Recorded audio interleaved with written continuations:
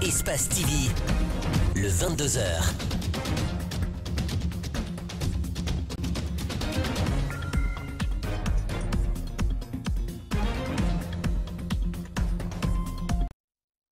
Mesdames et messieurs, où que vous nous suivez dans le monde, merci de votre fidélité à Espace TV. Bienvenue dans le 22h.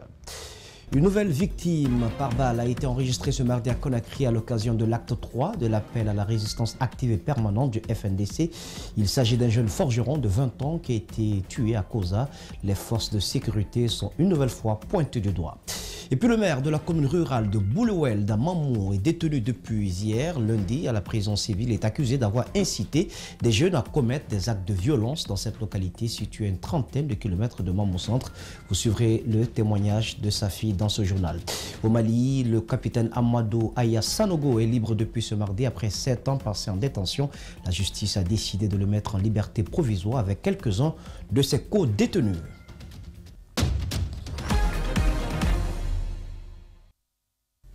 Nouvelle journée tendue à Conakry et dans certaines villes de l'intérieur du pays. La journée de résistance active et permanente a été émaillée de violence avec un cas de mort enregistré à Koza. Mamadou Moussa Bari, selon le témoin, a reçu une balle dans l'abdomen lors d'une intervention d'une unité des forces de l'ordre. Son corps a été transporté dans un centre hospitalier de la place pour des fins d'autopsie. Le reportage est de Mohamed Damaro Kamara et de Bromassori Souma.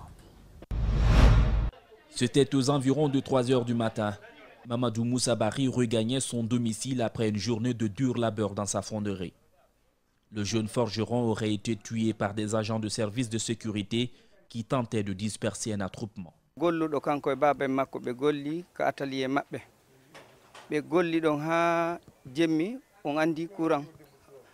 a travaillé avec son père jusqu'à tard la nuit avant de décider de rentrer à la maison. C'est sur le chemin du retour du boulot qu'il a croisé un attroupement avec lequel il n'avait absolument rien à voir. Les forces de sécurité sont venues disperser la foule. C'est dans la fuite qu'il a reçu une balle.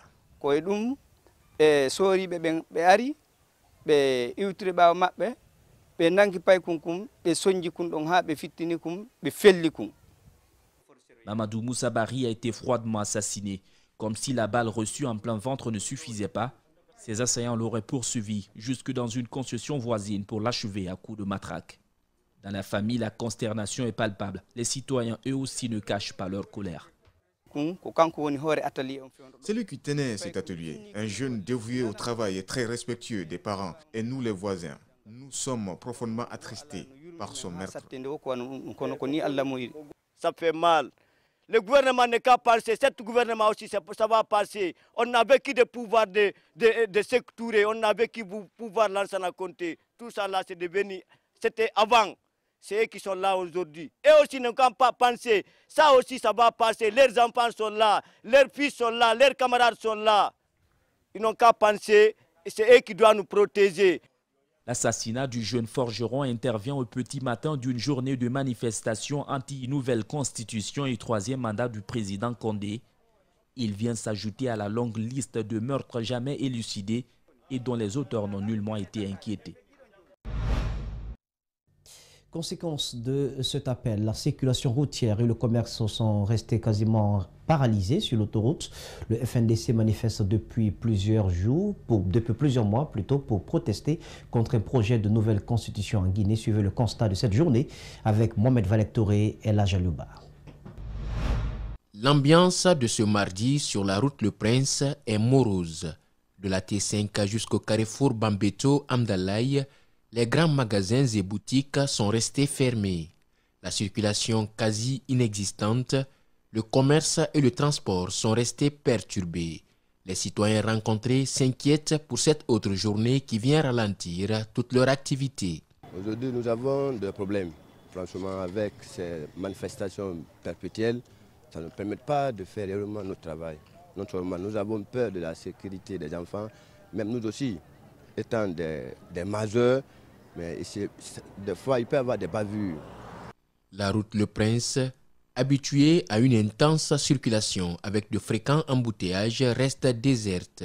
Seulement des pick-up des forces de l'ordre sont visibles dans des carrefours pour empêcher tout mouvement de foule. Je viens d'une école comme ça, là, Bill Clinton, où j'ai essayé de travailler avec mes élèves de la terminale. Mais franchement, ils ne sont pas venus en grand nombre. Même si tu as envie de faire le cours, il se trouve que tu es obligé d'attendre. Toute chose s'arrange autour d'une table. Ce n'est pas les manifestants qui peuvent arranger les choses. Donc j'appelle l'État avec les opposants de se unir et de trouver une solution à cette crise. Sur le tronçon T5 Bambeto, l'atmosphère reste timide. Les forces de l'ordre et quelques jeunes se regardent en chiens de faïence. Un autre appel du Front National pour la défense de la Constitution pour marquer son opposition au projet de nouvelle Constitution. Nous, les citoyens, nous en souffrons très fort. Franchement, nous avons besoin, n'est-ce pas, de l'aide de ces deux camps, surtout les autorités. Ce taxe routier réputé être acquis à la cause de l'opposition révèle la rareté des véhicules et motos en cette journée du mardi. Un constat depuis la transversale T5 en passant par Wanindara, Anko 5 et Bambeto. Et puis la police nationale a présenté 3 individus ce mardi à la presse. L'un d'entre eux possédait une arme à feu de petit calibre.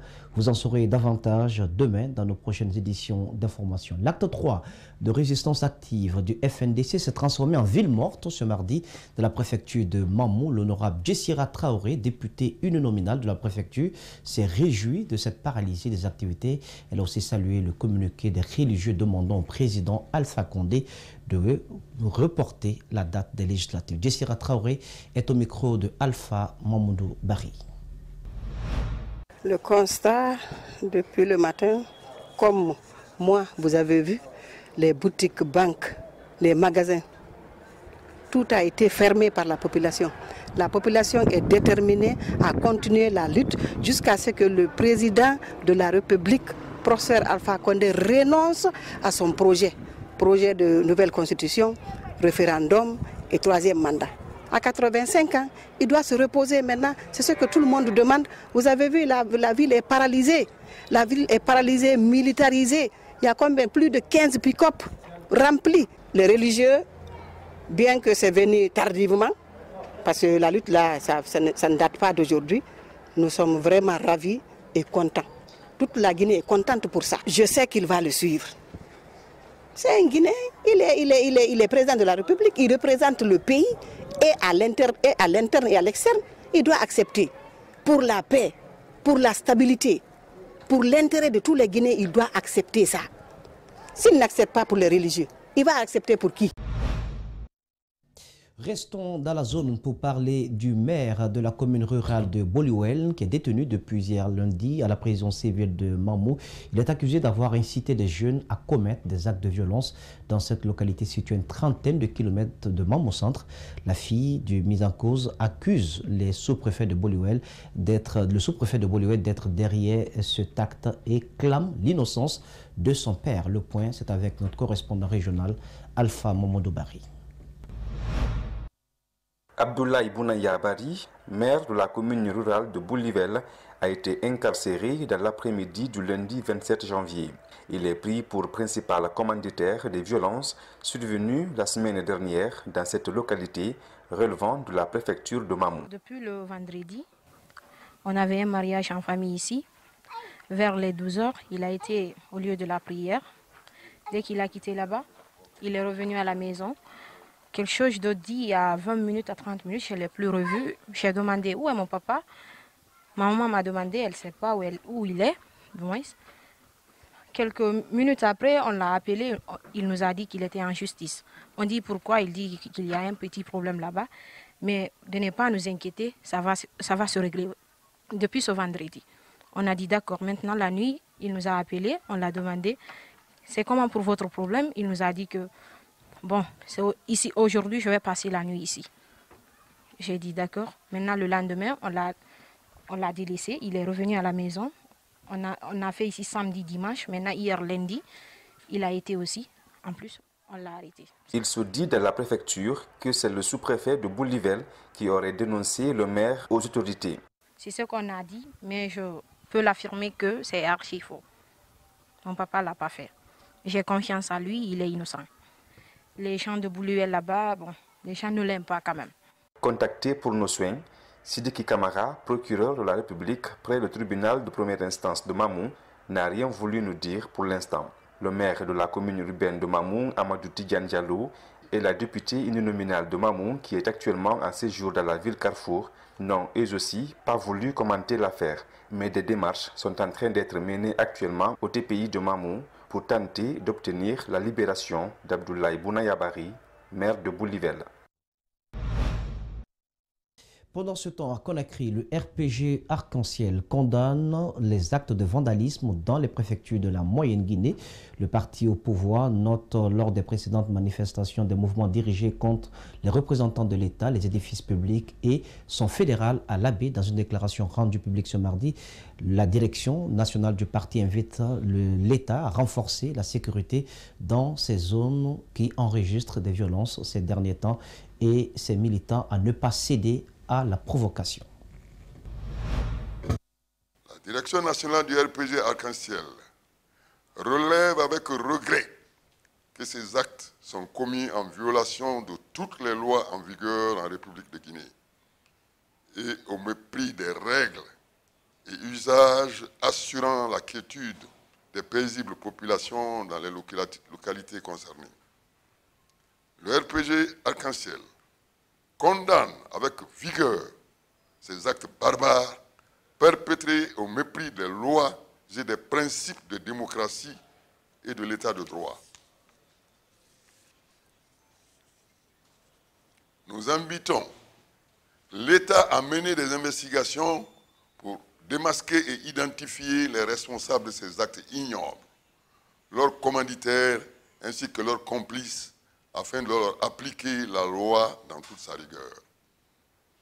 Nous invitons également l'État à renforcer son dispositif sécuritaire à l'effet de prévenir tous les actes et comportements similaires tendant à troubler l'ordre public, à détruire les édifices publics, tout en s'en prenant au symbole de la République.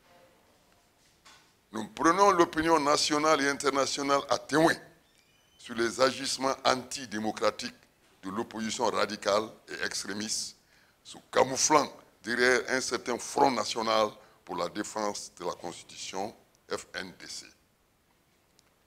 La direction nationale du RPG Arc-en-Ciel, profondément attachée aux idéaux de paix prônés par son Excellence, Monsieur le Président de la République, professeur Alpha Condé, demande aux militantes, militants et sympathisants de garder leur calme et de rester sereins en ne répondant pas à ces actes de provocation.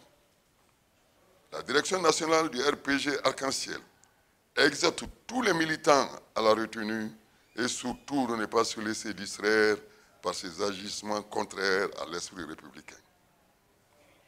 Le RPG Arc-en-Ciel demande à tous de rester mobilisés pour la réussite et le succès des consultations électorales à venir.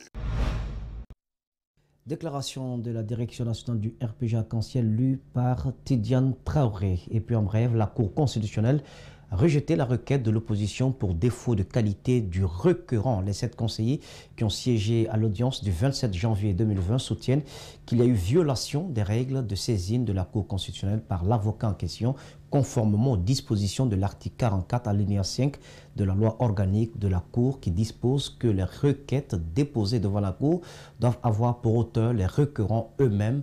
Il est inadmissible que les requêtes donc soient rédigées par un représentant. L'opposition avait donc saisi la Cour constitutionnelle en vue d'obtenir l'annulation des élections législatives prévues pour le 16 février prochain. Les campagnes électorales ont été lancées et l'ambiance n'est pas comme à l'accoutumée. Le parti au pouvoir mène sa campagne avec moins de folklore. Cette année, le nouveau directeur de campagne s'est adressé aux militants du parti au pouvoir. Papa Koli appelle à une campagne civilisée dans tout le pays. Il est au micro de Correa Boukourma.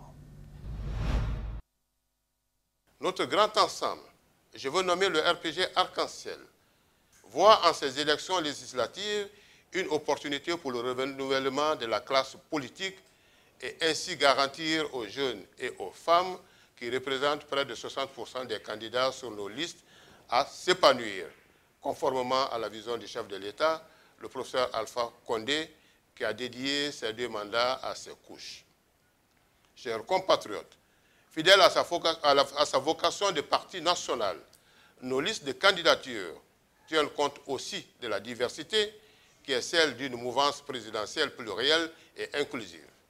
C'est pourquoi nous vous exhortons à nous accorder vos suffrages au regard du bilan incontestablement positif de notre gouvernance, ce en dépit des soubresauts politiques et de l'épidémie à virus Ebola. Chers compatriotes, aujourd'hui, nous aspirons tous à une Guinée de plus en plus démocratique, orientée vers l'amélioration des conditions de vie des populations et la cohésion sociale nécessaire à tout développement durable. À tous les candidats en lice, nous vous exhortons à rester courtois, à privilégier le débat d'idées en vue d'une campagne électorale civilisée et pacifique.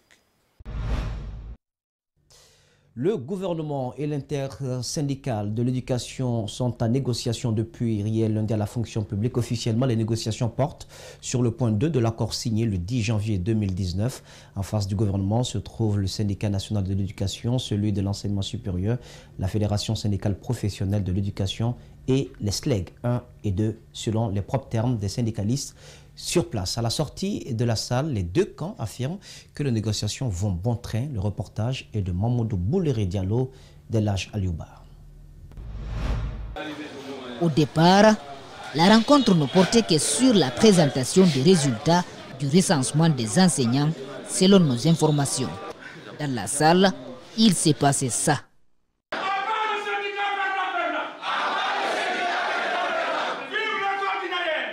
Et la donne a changé. Désormais, ce sont des négociations qui sont en cours. Et vous annoncez que nous sommes sur la bonne voie et les négociations continuent. Une rencontre qui a pourtant duré près de 7 heures. Mais chacun se méfie de parler du contenu. La consigne, c'est que ces négociations vont bon train. Et le gouvernement ne constate pas d'opposition. Moi, je n'ai pas vu de résistance dans les deux camps. Plutôt, j'ai vu un engagement dans le sens de l'amélioration des conditions de vie et de travail des enseignants. C'est ce que j'ai lu sur leur visage et c'est ce qui nous anime nous aussi. Le Sénéazur, la FSPE, le SNE, le SLEG de Dame Kadjetouba et les deux enseignants exclus du SLEG d'Aboubacar Souma parlent le même langage ou presque. Le SLEG 1, c'est le SLEG dirigé par Abaka Souma. Le SLEG 2, c'est le SLEG dirigé par Dame Kadjetouba. Enfin, voici ce sur quoi la rencontre a porté.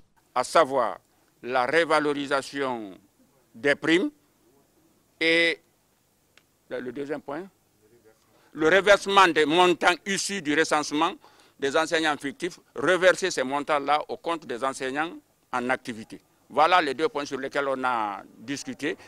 Une issue favorable à une sortie de crise est attendue ce mardi. Aboubacar Souma, signateur de la grève, ne prend pas part à ces négociations. Et puis sur le même sujet, les discussions entre le gouvernement et le mouvement syndical de l'éducation sont sur le point donc d'aboutir à un accord.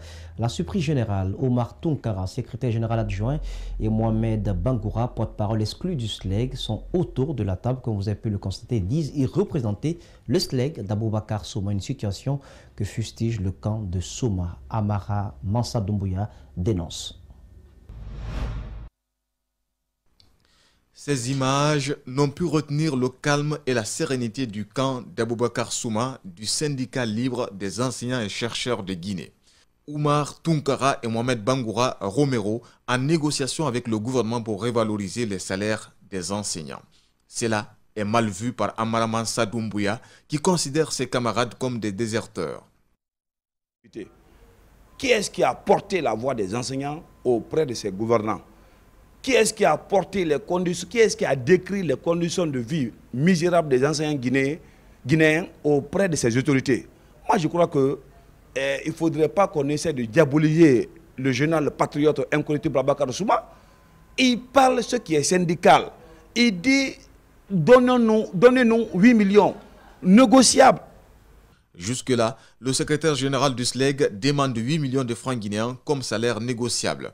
Son chargé de communication ne comprend pas le refus des autorités à discuter avec Aboubacar Souma. Les rencontres qui se font là-bas, c'est des rencontres amicales, ce n'est pas des rencontres qui visent les contenus qui sont associés à notre plateforme revendicative. La grève continue. Amara Mansa, encore une fois tense, et rappelle que les deux syndicalistes n'ont aucune représentativité. Vous n'avez couvert aucune assemblée de ces gens-là qui sont là aujourd'hui, qui se font appeler syndicats. Ils ne sont pas syndicalistes. Le syndicat, c'est l'assemblée. Le syndicat, c'est le siège. Le syndicat, c'est le protocole. À l'heure où nous allions sous presse, le gouvernement a fait une proposition dans la journée de ce mardi aux syndicalistes présents à la réunion d'une revalorisation salariale allant d'1 million à 1,3 million selon la zone. Intéressons-nous à présent à cette affaire déballée récemment sur la toile et qui emballe cette même toile et qui suscite assez d'interrogations. Umaru Embalo Sissoko, le nouveau président bissau-guinéen, est-il oui ou non marié à la Guinéenne Tigdanké Camara? La famille de cette dernière répond par l'affirmative mais ne souhaite plus avoir pour gendre un homme qui, selon elle, renie ses engagements. On se souvient dans une interview dans Jeune Afrique, Embalo, en évoquant le sujet, a parlé de montage dans le but de le nuire. La famille Camara est en colère et elle ne compte pas en rester là. Ahmed Sekou Camara, le porte-parole de la famille, donc était dans nos locaux ce matin où Minato Sidibé l'a rencontré. Aujourd'hui, les choses semblent se corser entre la femme d'affaires guinéenne et le président bissau-guinéen. Tigui Mounir Camara se considère toujours première dame de la Guinée-Bissau. Elle est aujourd'hui choquée par l'attitude de son époux. Sa famille estime qu'elle a été l'objet d'une manipulation. On est très attristé, très touché par le comportement de cet homme, parce que je pense que la femme est à respecter. Surtout lorsqu'on parle de mariage, qu'il soit religieux ou civil, c'est quand même une union qui est scellée entre deux personnes, devant les hommes et devant Dieu. Donc je pense que pour une personne qui aspire à la magistrature suprême d'un pays, c'est un très mauvais comportement de s'adonner à humilier une femme, à la rabaisser au plus haut niveau. Après plusieurs mois, la famille de Tigui Mounir Camara brise le silence et compte poursuivre le président Umaru Embalo pour que la femme d'affaires soit rétablie dans ses droits. Certains pourront penser qu'on va trop loin, c'est vrai, c'est normal, mais je pense qu'en restant dans le silence comme on l'a fait depuis, Embalo est en train de salir notre sœur et je pense que ce n'est pas une petite personnalité aussi. Donc nous allons porter plainte contre lui et après la justice fera le travail. Donc notre sœur est guinéo-américaine, donc elle a la double nationalité guinéenne et américaine, donc elle réside aux États-Unis et tout, donc elle va formuler sa plainte parce que déjà il la menace et tout, etc. Donc pour mettre fin à tout ça, je pense que le gouvernement guinéen et américain, les gouvernements guinéens et américains doivent prendre leurs responsabilités vis-à-vis de tout ça, afin de montrer à M. Embalo que Tigui Mounir Camara n'est pas n'importe qui. Selon Ahmed Sekou, le nouveau président de la Guinée-Bissau est réputé pour ce genre de comportement. D'autres femmes, dit-il, ont été aussi victimes de cet acte. Construire et équiper une imprimerie gouvernementale à grande capacité, renforcer les capacités des cadres et agents, ce sont entre autres les perspectives du secrétariat général du gouvernement pour l'année 2020. Le département de Sékou Kourouman se réjouit de son bilan réalisé en 2 ans. Idrissa Bari, El Ajaloba. Construit en 1905, le siège du secrétariat général du gouvernement est un héritage colonial. C'est en juin 2018 que Sékou Kourouma et son équipe ont, à travers des assistances, changé le visage du bâtiment tout en dotant les différents services de mobilier et équipements informatiques. Des réformes saluées par la section syndicale des travailleurs de cette institution. Avoir vos résultats sur le terrain et vous ont donné une feuille de route que vous respectez en associant dans son exécution et son suivi les travailleurs à travers le bureau de la section syndicale. Cela permet de booster le travail dans les différents services et de favoriser une meilleure coordination de l'action gouvernementale, tout en promouvant une synergie d'action dans différentes interventions. La mission du secrétariat général du gouvernement est d'assister la primature dans ses fonctions de direction, de coordination et de contrôle de l'action gouvernementale. Le ministre secrétaire général du gouvernement liste les actions prioritaires à mener courant 2020 afin de moderniser le travail gouvernemental. La modernisation du travail gouvernemental. Cette modernisation du travail gouvernemental devra se traduire par la construction et l'équipement d'une imprimerie gouvernementale moderne en capacité de produire tous les documents sécurisés de l'État. L'archivage électronique par la reconstitution et la numérisation des fonds documentaires de 1958 à nos jours. Sékou Kourouma s'est dit aussi préoccupé de la crise sociopolitique qui secoue la Guinée depuis quelque temps. Il appelle le FNDC et la CODENOC à privilégier le dialogue pour éviter le pire au pays. Au Mali, voisin à prison, la chambre d'accusation de la cour d'appel de Bamako a accordé ce mardi matin la mise en liberté provisoire à Amadou Aya Sanogo et ses co-détenus après 7 ans de détention. Ils sont accusés des faits d'enlèvement de personnes, d'assassinat de 21 bérets rouges disparus en avril 2012. Écoutons quelques réactions à la sortie de la salle d'audience au micro de notre correspondant permanent, Brima Sokoba. La chambre d'accusation de la cour d'appel de Bamako vient de décider de la mise en liberté de Amadou Aya Sanogo et tous les autres. Et les autres, ils sont 13 détenus. Et tous les 13 gagneront leur domicile respectif ce matin suite à la décision de la chambre d'accusation de la cour d'appel de Bamako. Qu'on dise liberté provisoire, une liberté est une liberté. Provisoire, cela a disparu de l'arsenal juridique du Mali. On ne parle plus de liberté provisoire. Quand vous êtes mis à liberté, vous êtes remis à liberté. Et nous rendons grâce à Dieu. La grâce présidentielle vient après une décision définitive sur le fond. Or, dans le cas de l'espèce, nous ne sommes pas jugés. Peut-être, il y a une loi en vue à venir qui demande l'amnistie de tous les faits de 2012. Je ne sais pas si nous allons bénéficier de cela, mais dans tous les cas de figure, 7 ans de détention, la chambre d'accusation vient de faire droit au droit, c'est-à-dire droit à la liberté. Donc nous ne pouvons pas parler de grâce ni d'amnistie pour le moment. Je pense que ce n'est pas le moment d'un quelconque triomphe. Ayons la modestie de comprendre cette situation et de réfléchir beaucoup plus profondément encore. Parce que ce verdict, il faut féliciter en premier lieu les avocats qui étaient là depuis le début jusqu'à aujourd'hui. Il faut aussi rendre hommage à la sagesse du tribunal qui a su raison garder et qui a tenu compte de tout ce qui s'est passé et comme étant des dispositions d'arrangement. Il faut le savoir. Mais avoir le triomphe modeste signifie pour moi avoir une pensée pieuse pour tous ceux qui sont morts pendant ce conflit fratricide. Le président turc, lui, est en visite officielle à Dakar depuis hier lundi. Donc, Recep Tayyip Erdogan est arrivé accompagné de nombreux ministres. Plusieurs accords doivent être signés. Un forum économique des représentants du secteur privé est également au programme. Il s'agit de la 4e visite d'Erdogan depuis 2013 au pays de la Teranga. Suivez.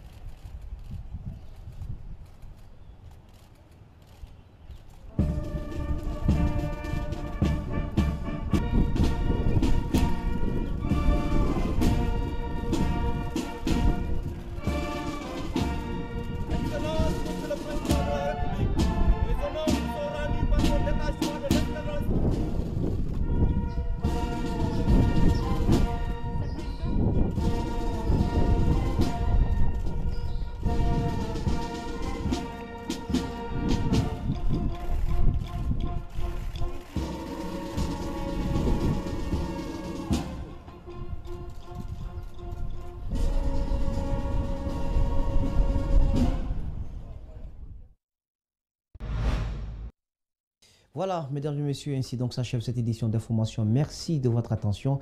Excellent sur le programme sur Espace TV, la télé de notre planète.